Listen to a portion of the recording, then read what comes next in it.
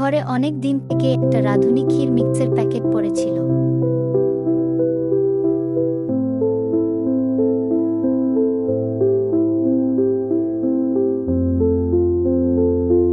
ভাবলাম আজ বানিয়ে ফেলি।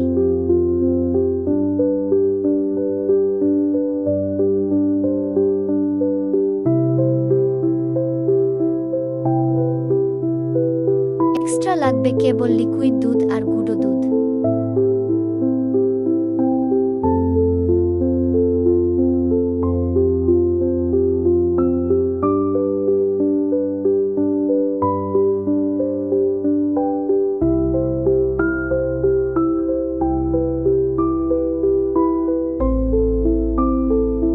সব একসাথে বসিয়ে একটু নাড়াঘাটা করছি, কিন্তু চালটা কিছুতেই সেদ্ধ হচ্ছে না।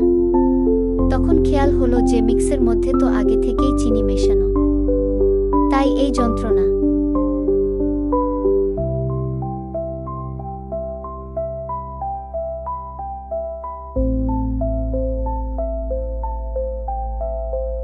অবশেষে 30 মিনিটের রান্না 1 ঘন্টার উপরে লাগিয়ে শেষ করলাম।